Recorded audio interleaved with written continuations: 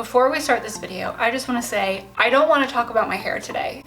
And I already made this joke on my Instagram page, but today I am literally rocking the poop emoji on my head, but it's okay because at least we're staying on brand, okay? That is the conclusion of my mental breakdown today, and thank you for listening. Hi guys, my name is Christine and I am the creator of the MyIBSLife Instagram account. Today I thought we would talk about caffeine, and that is because I was inspired yesterday when I thought I could drink coffee, even though I have never once been able to tolerate coffee. But I thought yesterday might be the day that my body changed and would accept it, and then I had like the worst day possible and I'm still feeling the effects from it. But I'll get into that story in a little bit. In all my videos, I like to kind of have like a little educational piece so that my videos aren't just like bullshit.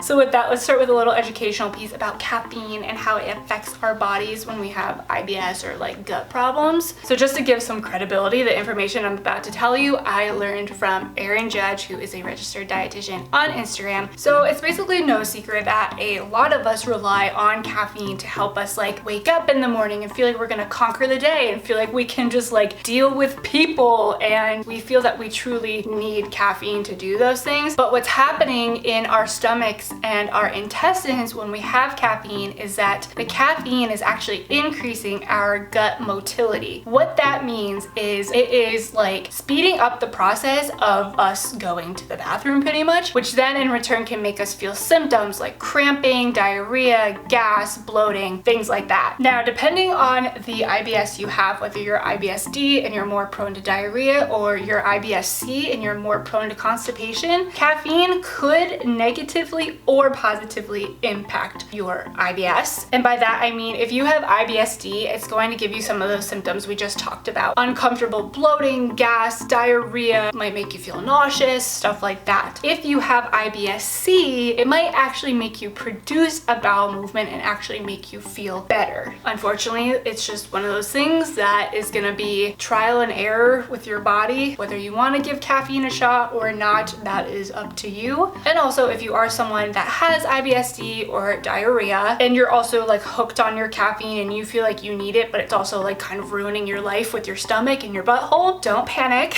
Before you completely eliminate caffeine and coffee and all that good stuff from your diet, just first start with decreasing the amount you're consuming every day or maybe every week. See if that helps your system and makes you feel better. And if that works for you, great. And if it doesn't, then you might want to consider getting rid of it completely. Okay, so that concludes me pretending I know anything about the human body. Now let's have a little story time of what happened to me yesterday. So as many people do, I like to have a little caffeine every day. It makes me feel more focused, more energized, ready to go for the day. So most mornings I go to Dunkin' Donuts. Now there are only two types of drinks I get from Dunkin' Donuts that I know my body can most of the time handle. The first drink is a Dunkin' Donuts iced tea, and then the second drink that I sometimes order from Dunkin' Donuts is a frozen coffee, not to be confused with an iced coffee. Basically, a frozen coffee from Dunkin' Donuts is a slushie with coffee in it. It's like just like ice and coffee, but it's not an iced coffee. I don't know how to describe it. Anyway, my theory on having frozen coffees for me is that I am able to tolerate them better because it's like a slushie and there is so much like ice and water mixed in that it completely dilutes all the caffeine in the coffee, and therefore it's like better on my stomach. I don't know if that's the case. That's what I tell myself anyway. So yesterday I was feeling a frozen coffee. I went to this one Dunkin' Donuts. There's a few Dunkin' Donuts around me. There's one directly across the street from me, and then there's one like this way, and then there's one that way. So yesterday I figured I would go to the Dunkin' Donuts like this way. For some reason, every time I go to that Dunkin' Donuts specifically, my drinks are so much stronger with caffeine. And yesterday I was feeling like super fatigued and tired, so I was like, let me go to that Dunkin', get my frozen coffee, and then let's get some fucking work done. So I go to that Dunkin', I get my frozen coffee, I start sipping it right away in the car, and I'm like, wow, this is strong.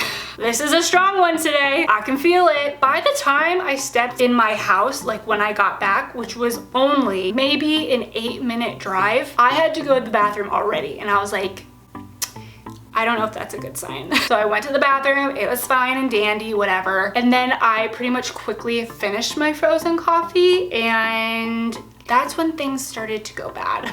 I immediately was super nauseous and felt like kind of pukey. Just felt like I was gonna gag, I don't know. I started to feel like kind of crampy and gassy, and I was like, well, I might have to go to the bathroom 500 times, but it's fine because I have nothing to do today. I'm just gonna be home working on stuff for MyIBSLife anyway. But then the anxiety hit. Caffeine gives me such bad anxiety attacks if I have too much of it, and that's what happened yesterday. The anxiety hit and I was done for the day. And I mean done. I think I had that frozen coffee around 12:30 p.m. By 3 o'clock p.m. I was in my bedroom in bed, and I did not move from there until I woke up this morning.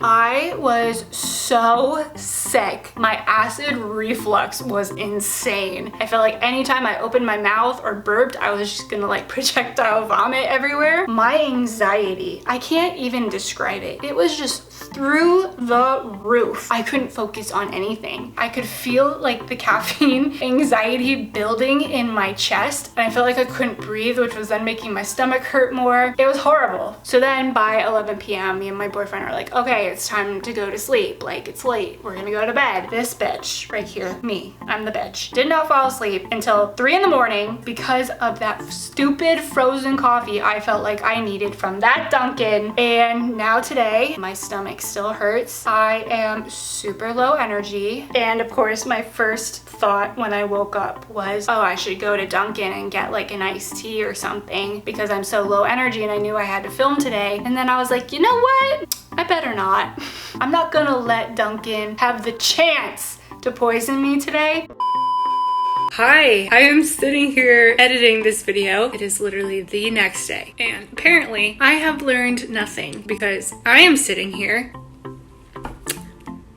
with my frozen coffee and I can already feel it wreaking havoc on my inside. So, in conclusion, I am a dumbass. Okay, back to the video. And yeah, that's pretty much my story with caffeine. I don't know. If you have IBS or any other gut disorder, really, definitely be careful with caffeine. I feel like every video I make is not helpful. I hope that was helpful somehow, but yeah. That's all I have for you today. Oh, actually, I also want to announce this. I am officially uploading on YouTube every Wednesday and Saturday. So make sure to subscribe down below so you never miss a video from me. And then every other Monday, I will be uploading a MyIBSLife podcast to Apple Podcasts, Spotify, and Anchor. Make sure to go subscribe to my podcast on those platforms. And while you're at it, make sure you are following me on Instagram at MyIBSLife. And with that, I will see you guys in my next video. Mwah. Bye guys.